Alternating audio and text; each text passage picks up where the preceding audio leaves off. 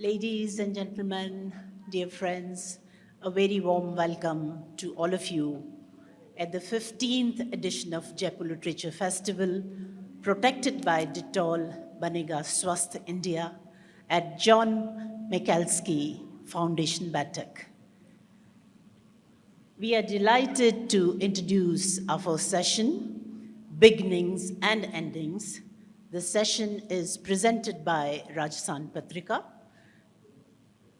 Now we welcome our authors on stage, Anukrti Upadhyay. She writes fiction and poetry in both English and Hindi. Her English works, twin novella Daura and Bhaunri and novel Kintsugi, have been nominated for multiple awards. Upadhyay has been awarded for the Sushila Devi Award for the best work of fiction written by a woman author in 2020 for Kintsugi. Ahmed Shabir is a poet and writer based in Pulwama, Jammu and Kashmir. He is the author of The Plague Upon Us. Rijula's debut novel, A Death in Shanaguchi, won the Tata Life First Book Award. Das is a recipient of 2019 Michael King Rights Center residency in Auckland and 2016 Dastan Award for her short stories. Shehan Karunatilaka is the author of best-selling novel Chinaman, The Legend of Pradeep Matthew, that won the 2012 Commonwealth Book Prize, the 2012 DSC Prize, and voted the greatest cricket novel of all times. His second novel, The Seven Moons of Mali Almeida, will be published in the UK by Sort of Books in 2022. And please welcome Shunali Khullar Shroff. Shunali Khullar Shroff is a Mumbai-based writer who has also worked as a journalist. She is the author of best-selling books, Battle Hymns of Bewildered Mother and Love in the Time of Affluenza. Shroff writes for a host of print and digital publications on modern Indian life, culture, travel, and feminism, introducing El Condé Traveler, HT Brunch, Mint Lounge, and Vogue, among others. I hand over to Shunali for the session now. Can you all hear me? Hello, everyone. Good morning, and welcome back to JLF. I think, first of all, we all must give credit and kudos to Team JLF for putting this together against all odds. It's wonderful to be able to attend a physical literature festival for the first time in 2 years. You already have an introduction to the panel. Well begun is half done, as they say, but only novelists know how untrue those words are as far as writing fiction is concerned. The journey from the time an idea germinates in the lofts of your mind and becomes coherent to you as the first chapter of your book is a long one. What is longer still is the journey from the beginning of your book to the last chapter. Today, with this really accomplished panel of novelists, we will explore what the journey entails. Hello, everyone, and congratulations on your brilliant debuts and your brilliant second novel. I think since we have to start at the beginning, we will start with the beginning.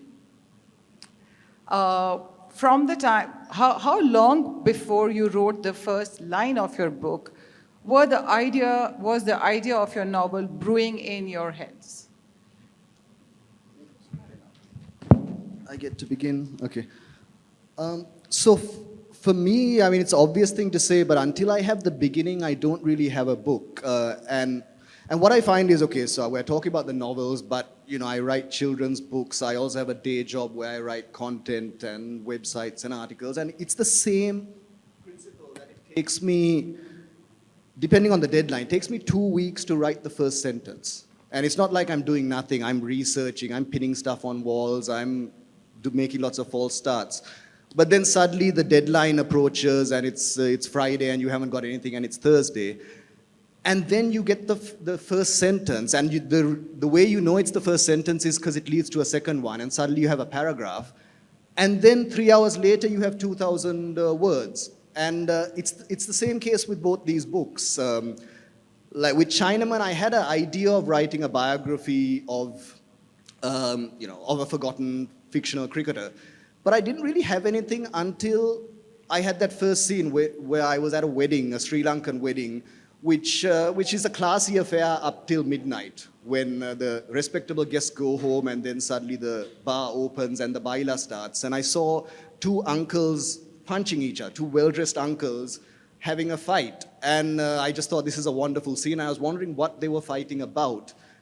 And later when I wrote, I realized, well, were they fighting about politics, about a woman, about something? Obviously, they were fighting about cricket. They were arguing about cricket, and this is what brings Sri Lankan old men to blows.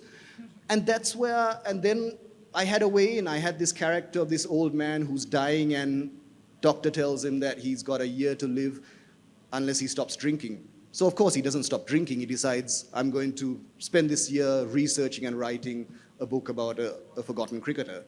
And after that, that was the first chapter, and after that, the other 300 pages were easy, but, well, not really.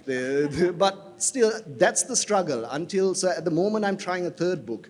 And I have lots of ideas, but I don't have that first opening scene. So I think, for me, beginnings, I may not know the ending, but unless I have the beginning, there isn't anything. Thank you for that, Shehan. Rijula, how did you get the first line of your first chapter going? Yeah, that's a good question. I think I agree with Shehan. I've not written anything that I did not have the beginning for. If I don't have a beginning, I don't have a book, a short story, nothing. It just has to be at the beginning. And the right sentence, the sentence has to be balanced, and it has to come. It didn't actually, funnily enough, it didn't take me that long to come up with the beginning for this book. I was in a train going from Norwich to London. It was a 2.5-hour ride, and there was no internet.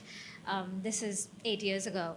And I had this scene in my head where a very small man was having BDSM sex with a sex worker, and he's in love with this woman, and he's being made to pay double because he's having what she calls fantasy sex.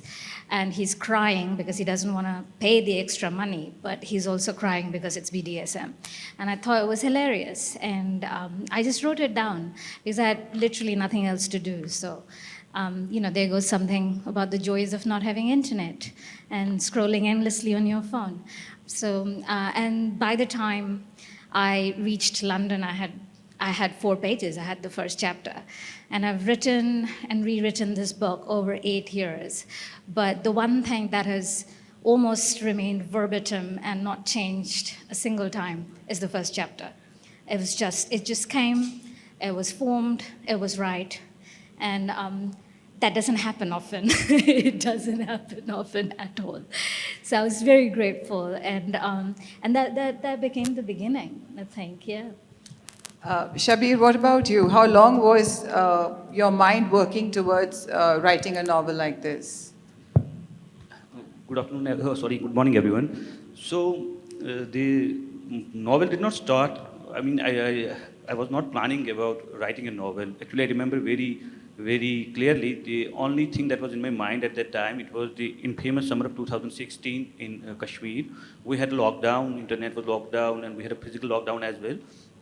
So I was staying in my room, there was only one thing on my mind. That one particular sentence was, it was a very cruel summer of 2016. That was my opening initially, and I didn't know it was going to pan out into a novel. I was, maybe a short story, and I wrote a short story initially. But from that short story, something greater grew up, and I later, in my second revision, I came back and changed my opening sentence, the plague is upon us, which eventually became the title of the book as well. So, as the fellow panelists said, it is very important. The first sentence is always like a seed. It's eventually how it will grow out. That's a different thing. You don't even know what that seed is. You just plant it and then let it grow. And eventually you come to know what it is all about. So in in a kind of way, I can say it was a discovery for me too, the first sentence, because it was the last sentence to come up. So that's how it all began. Thank you for that, Shabir. Anukriti, what about your process of just getting the beginning right? I have been listening with great deal of interest to Shehan and Rijula and Shabir. And actually, unlike any of them, for me, the beginning emerges from an image. It could be a real image, it could be an imagined one, just like Shehan mentioned, that brawl, that was a real image. For my short novels, Daura and Bhaunri, they began with very clear images. Daura was this evergreen, flourishing tree in the desert, obviously a fantasy. And Bhaunri could perhaps have been a nomad woman I had seen once. They are very beautiful.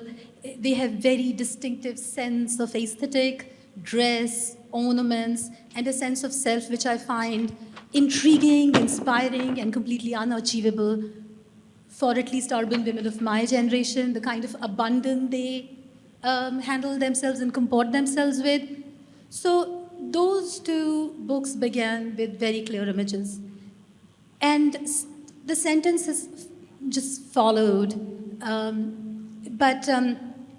Like Shabir, I thought they were a long short story. So first 10,000 words written in one euphoric flow, and then begins the hard work of knowing that the story has not ended. Kintsugi, on the other hand, was very different. It was from this sensory experience at a Japanese onsen. That was my first visit to a Japanese onsen in Hakone, and my husband's here in the audience. He has introduced me to Japan, and it's my almost favorite place after my own homeland and town. And we went to the onsen in May. It's in the mountains. There is a beautiful natural hot spring and the mountain evening, which is quite cold in Japan, even in May. And that intermingling of contradictory sensations just brought out this first story in Kintsugi, which is a novel, but I wrote it in different order than it has been published in. So the first part of it, where there are two women in a lesbian relationship, how they came to meet each other and how they learned the joys of their bodily pleasures, but also meeting of minds. So yeah, that's a long answer. Thank you for that. So truly the alchemy that takes place inside a novel writer's mind that takes an idea into a full-blown novel it can't be explained. I think we all have different processes and journeys, but it is more complex than just a conversation. But since they've all spoken about their beginnings, I'd like to request them all to read the opening passages of their books to give you all an idea, and then the conversation will follow after that. Why don't we start with you? Okay, sure. I launched this as JLF about 10 years ago, and you can see this copy's been through many festivals and it's got many stains on it. But I thought I'll talk about... Yeah, I think the more recent one. Sure. Let's talk about this one. Chat So again, the beginning. So I knew I wanted to write a ghost story because I was a bit tired of talking about cricket for so many years. So I thought I'll do something completely different. But again, where do you begin with a ghost story if you're telling it from the ghost point of view?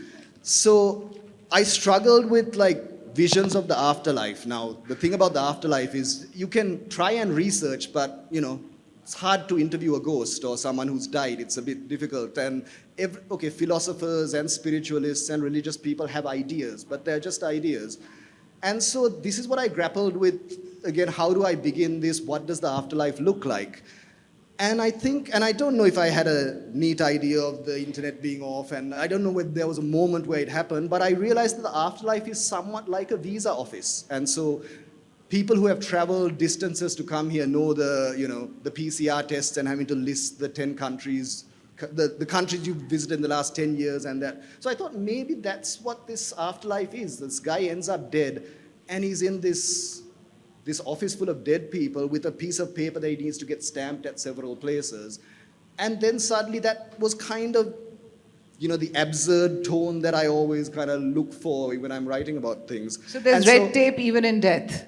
Yes, that's what the whole book is. He doesn't know why he died. He doesn't want to be dead, but he has to get his thing stamped, and he has to get this test done and this thing certified before he can go to the next level. So it's him wandering around the afterlife trying to figure out what's going on. So I'll read you the first, the opening, the first chapter. So it's called Answers. You wake up with the answer to the question everyone asks. The answer is yes. The answer is just like here, but worse. That's all the insight you'll ever get. Might as well go back to sleep. You were born without a heartbeat and kept alive in an incubator. And even as a fetus out of water, you knew what the Buddha took decades of sitting under trees to discover. It is better never to be reborn. Better never to bother. Should have followed your gut and croaked in the box you were born in. But you didn't. So you quit every game they made you play. 2 weeks of chess, a month in Cub Scouts, 3 minutes in rugby. You left school with a hatred of teams and games and the morons who valued them. You quit art class and insurance selling and master's degrees, each a game that you couldn't be asked playing. You dumped everyone who ever saw you naked, abandoned every cause you ever fought for, and did many things you can't tell anyone about. If you had a business card, this is what it would say. Marley Almeida, photographer, gambler, slut. If you had a gravestone, it would say Malinda Albert Kabalana, 1955 to 1989. But of course you have neither, and you have no more chips left at this table. But you know, now, you know what others do not know. The answer to the following questions. Is there life after death? What's it like? That's a Thank pretty you. compelling start, isn't it? And then the next chapter is him in the visa office trying to figure out, what is this death thing about and where to move on. But And he ends up being quite a political ghost, doesn't he?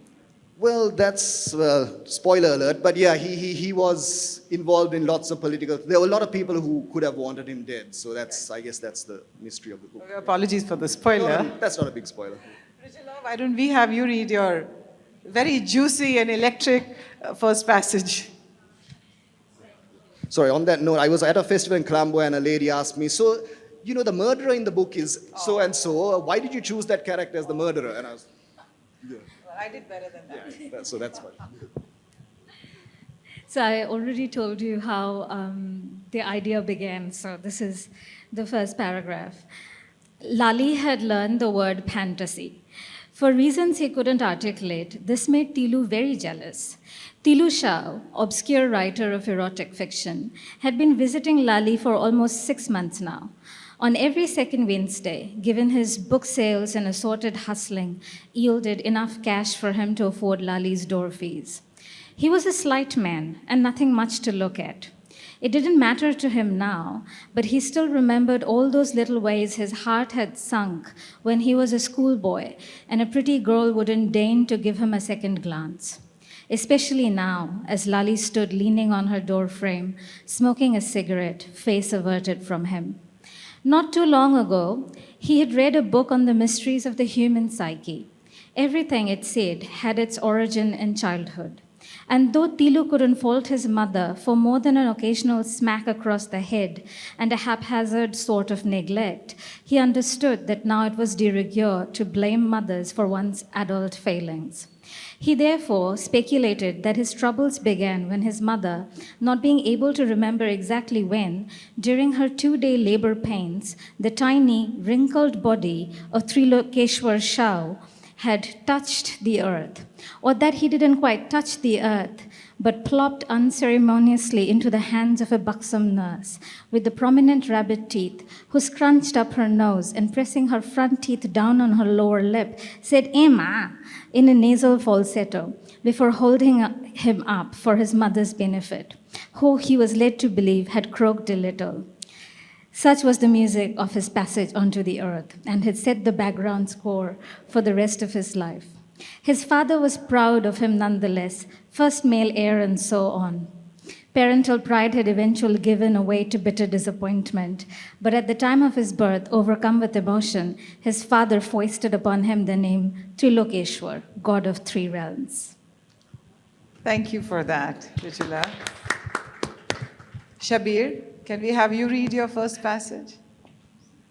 So I would be reading from this. I mean, unlike Shehan's copy, which has traveled around the world, mine's fresh. I had to purchase it on way here because everyone back home, they expect free copies from the author. I have already given That's up mine. right.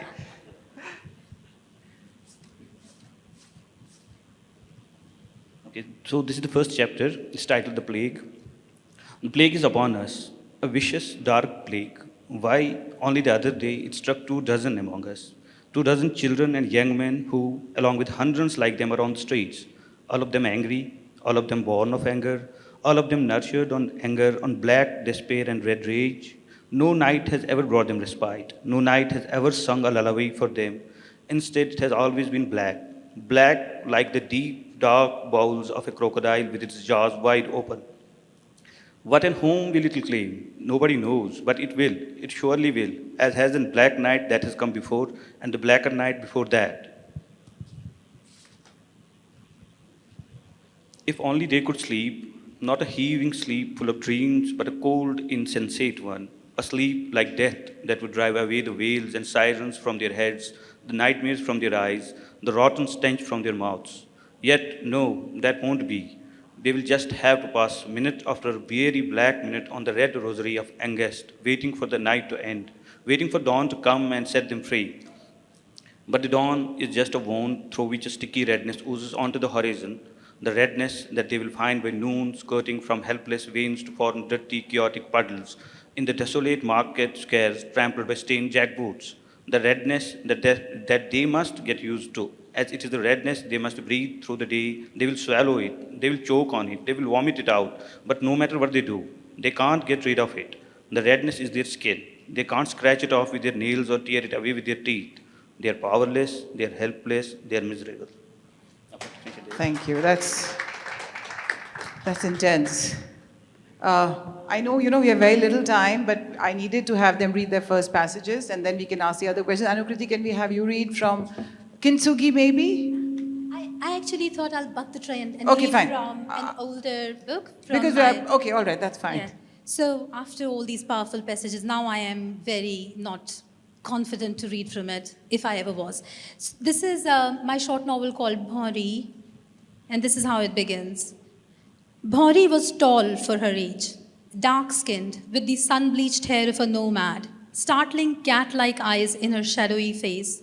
She was always noticeable among the group of girls and boys with whom she grazed her mother's goats. As she grew into womanhood, she took to walking with her long neck held taut, her head slightly bent as if she were balancing a pair of earthen pots on her head. Bhaunri belonged to the desert clan of Gadolia Lohars. Her father, a nomadic blacksmith, used to traverse the desert in his ox cart, making and repairing pots and pans, hoes and seats. After marrying Bhaunri's mother, he had pitched camp in a small village which had no resident blacksmith. The village was in a desert oasis, an oasis so small that its perennial lake did not figure in the state's maps. At his wife's advice, he had petitioned the district collector for land to settle down in the village. The administration was keen to control the free movement of nomads across the Thar Desert, for neither the nomads nor the desert respected the blood-soaked borders drawn between the two nations. Bhaunri's father's request was granted after some persuasion, which required him to sell his cart, his pair of oxen, and his wife's silver anklets. Thank you. Thank you, Anukriti. So, Jonathan Franzen, I think, spelled it out really clearly for almost all novelists. He said you need to get two things to be able to write a novel. First is a problem that you put on the first page, and the next thing is your tone. I think all of us novelists struggle to get the tone right to get started. I mean, that is my experience. How long did you take to find your tone, and what do you work to get your tone right? So I think that's crucial. For me, tone is the voice of the piece. Is even if you're writing a short article on something, and even if you're writing from your perspective, there's a voice to that piece. And without that, I don't think the work exists. And so, I mean, Chinaman is an example where it was a biography of a cricketer. I wrote it in the third person. And I went for about 30, 40 pages doing it very dry kind of satirical biography. But it's only when it became, I realized after this incident at the wedding and this character that a drunken uncle has to tell this story. That's when I was able to actually, stretch the truth a bit, say some fantastical things, and also keep it light, but also have some sadness in it. And so I think, but that took me a good, I would say, 6 months from the starting of writing to actually, but once I got that tone, I think within 6 months I had a draft.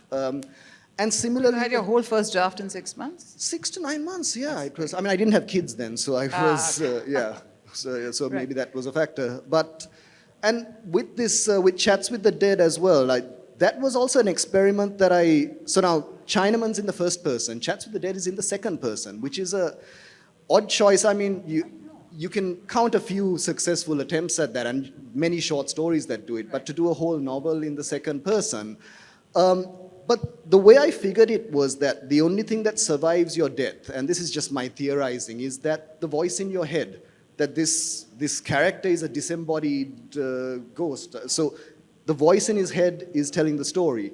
And I don't know the voices in other people's heads, but the voice in my head is the second person. It's talking to me like, yeah, Shehan, you idiot, you should have worn a better shirt today. And it's the second person. So but once I made that decision, again... That must have been very challenging to write an entire novel in second person. Well, it proved not to be. I mean, this one didn't, by this time I had 2 toddlers, so this one took like 2.5 years. But once I got it in the second person, because it was initially in the third person, and that was a bit strange. It was like a bit like a horror movie that wasn't quite working. But what about when you have multiple characters in your book? What about getting their interiority right through their individual tones? How do you go about... aside from building those characters, how do you get their individual voices right so that they all sound authentic? So that was the thing. It had to be only from Mali's point of view. So everything is, even when he's relating flashbacks and so on, he's imagining how the other characters are thinking. It's very much his thing. And then towards the end of the book, you suddenly get scenes where the other characters are talking for themselves and you realize that his version and their version are very different. Right. But yeah, that is the challenge, that it's one perspective. So it is limiting, but I think with books, having those limits is better than having the open brief. I absolutely agree. Rijula, I will ask you a slightly different question, which is this, that, you said you got your tone right on that train when you wrote the first chapter and the rest just followed. But you have other genders in your book. How do you write another gender? How do you go into the mind of another gender and speak for a man or speak for a transgendered person? What was the research that had to go into doing that?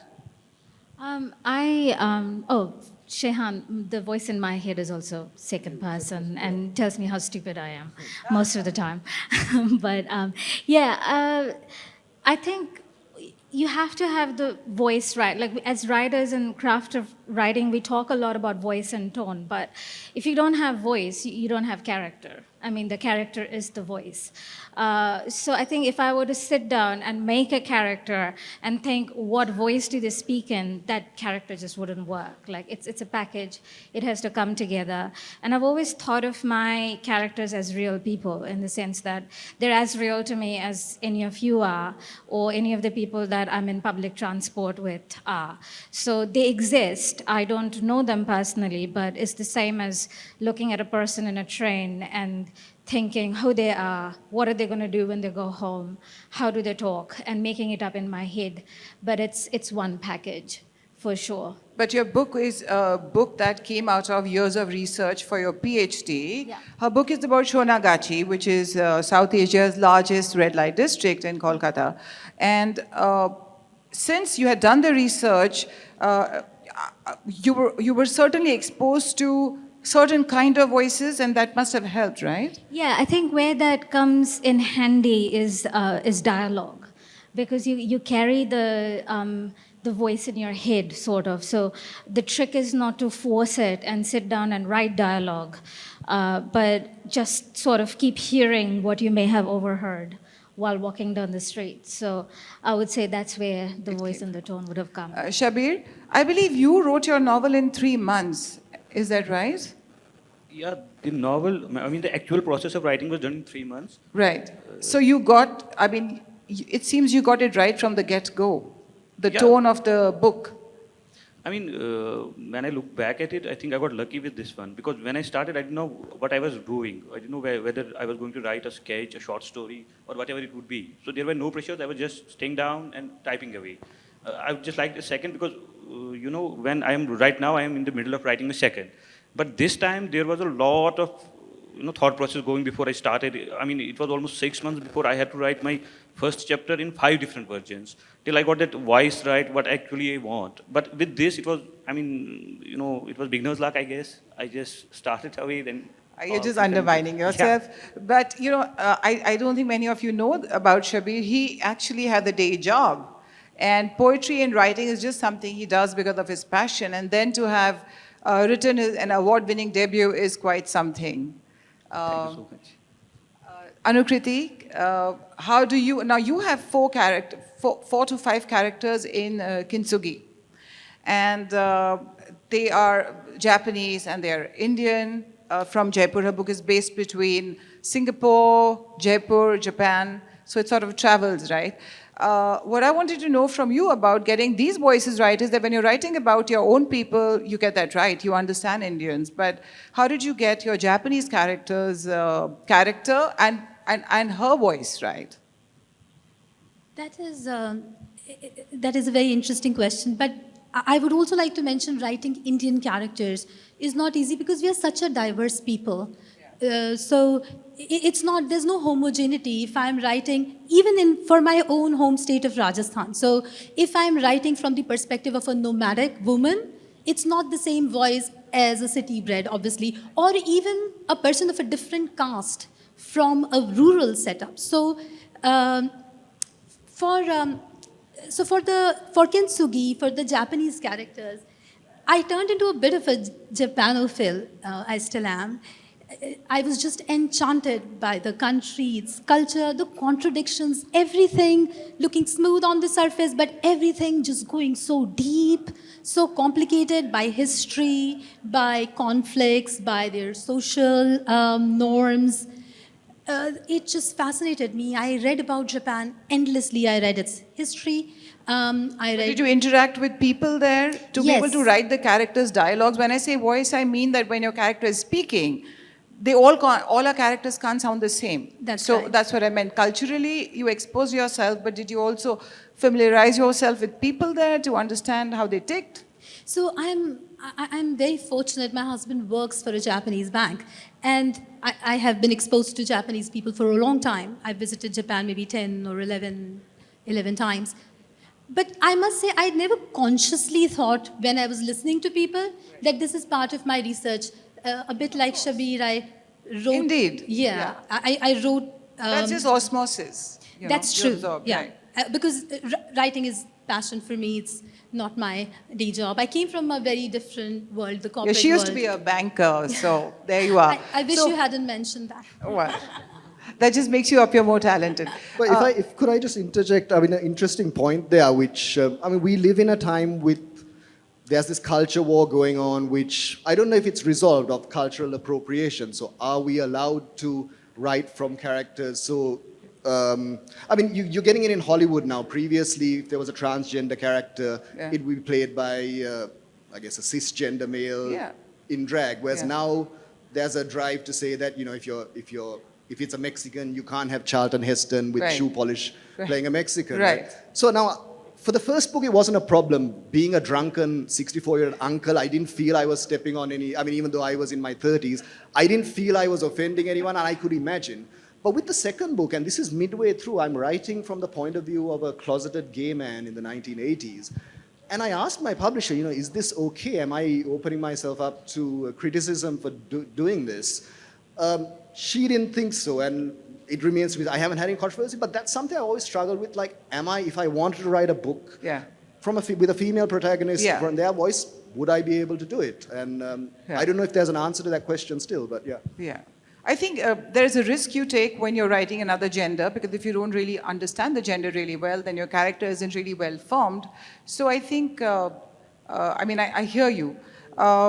So years ago, I met Gregory David Roberts, Shantaram, and he was explaining his writing process to a bunch of us. He took us to his suites at the Four Seasons, where he was staying for a couple of years after his first book came out. And he had these scrolls where each and every chapter was meticulously planned, and he said it's like filling in the colors of a coloring book. So he had the beginning and the end and the middle all crafted out, all chapters. He had an idea of how they would be, and then he just filled them up. And that sounded really breezy to me because I hadn't yet written my first novel yet. I wanted to understand from you that what is your writing process like when you're doing? Do you know your end already? Do you have a basic idea of how the novel will end, and then you fill it up? So endings are where I really struggle, and I don't, neither of those two did I know the ending. And it's a bit scary, especially if you're writing a murder mystery, if you don't know. And I read that Agatha Christie didn't know who the murderer was until she got to the last chapter. And then she'd find out, and then she'd go back and rewrite the bits, which is ingenious. But yeah, no, I never knew. So now with Chinaman, the question is, will this guy find Pradeep Matthew? What will Pradeep Matthew look like? What will finding him do to the lead character? Did not have those answers. And I think that was a good thing, because the answer that came up in the end really surprised me. But the problem is I map out every single ending, and I try and, so like Chinaman's been criticized by some saying that there's too many endings. You should have ended 10 pages earlier. Okay. Chats with the Dead, similar thing, like there's multiple resolutions to it. Right. So I don't know. I mean, it would be nice if you knew how a thing was going to end, but then maybe it gets boring if you're just coloring. Yeah, I think, so it's spontaneity and sort of it's more organic like that. Rijula, what about your ending? Did you know it? No, I don't think I would ever write anything if I knew the ending already. Like the part of the joy of writing is not knowing where you're going. That's right. It's terrifying. It's you're scared every minute that you're writing, but it's also fun. Like Joan Didion said, it's a hostile act. Yeah, but I think there's a lot of post-mortem that goes after you have your second draft. I mean, your first draft is just you having fun. It's just you and the page. You don't know where you're going. You're a monkey driving a car. You have no clue. Yeah. And that's the fun part. Yeah. What about you, Shabir? Did you know how your novel, did you have the basic story in place with the ending sorted out? No, it was all chaos. I mean, even in my second, which I talked about earlier, it's about, I have only one idea. It's going to be about a weaver who's trying to weave a carpet that will fly.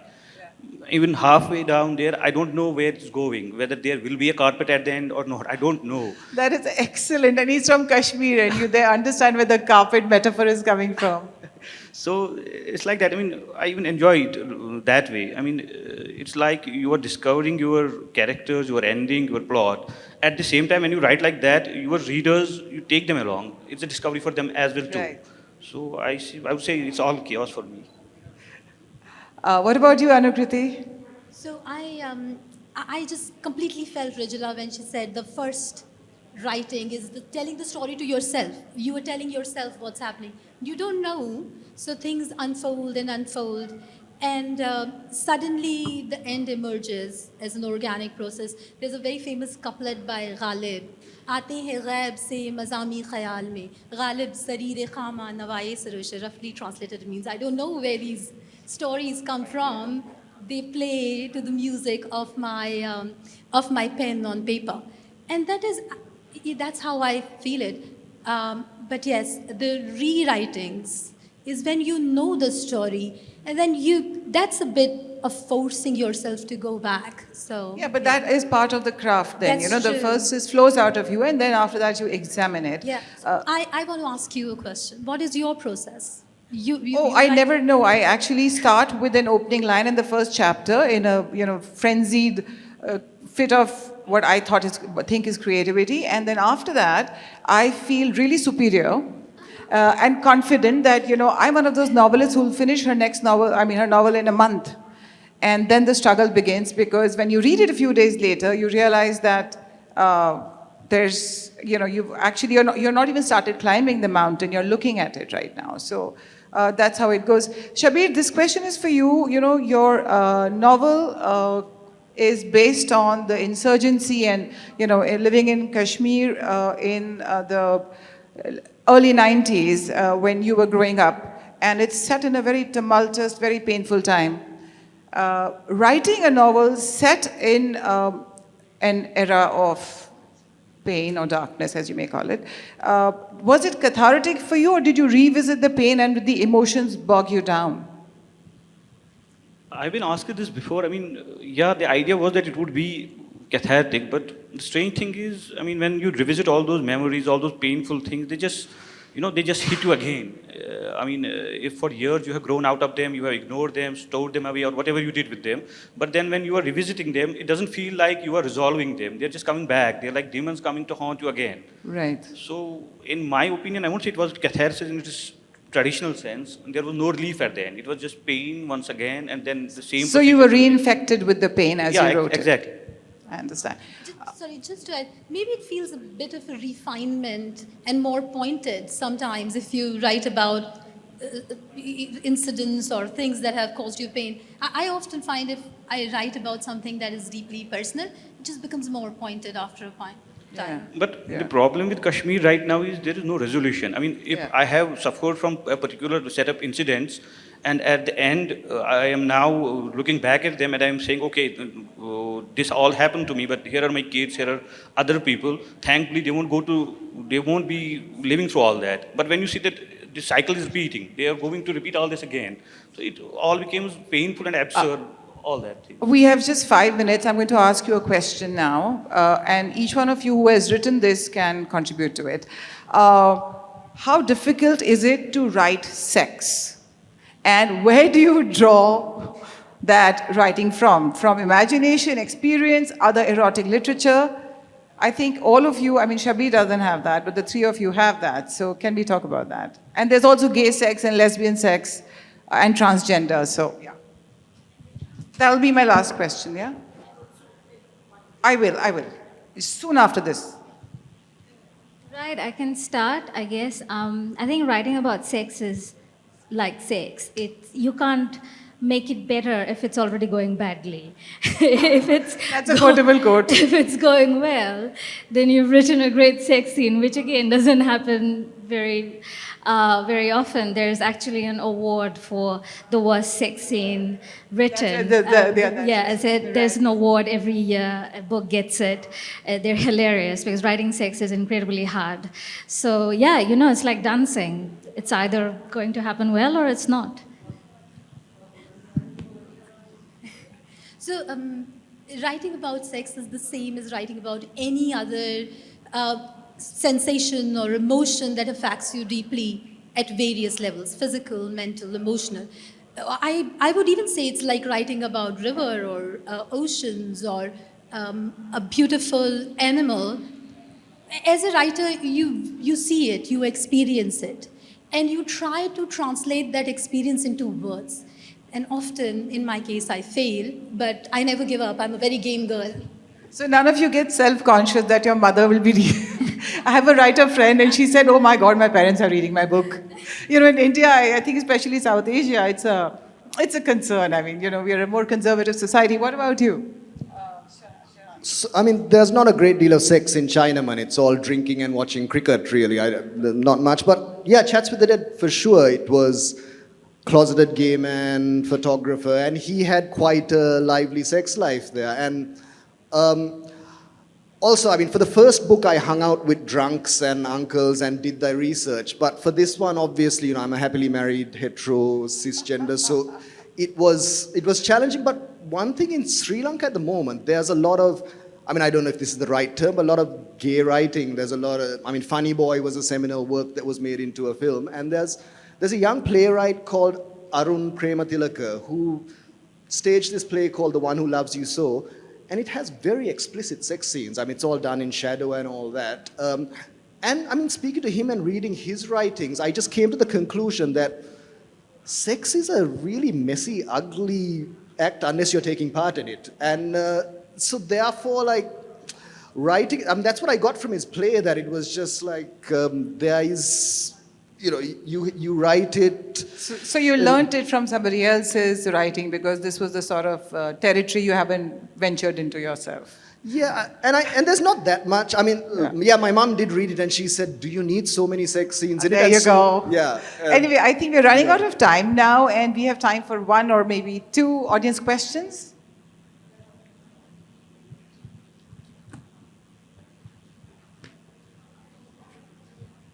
I have a feeling that there are millions of books written about good things, but the world seems to go to the darkness. So, what's the kind of impact the books can make?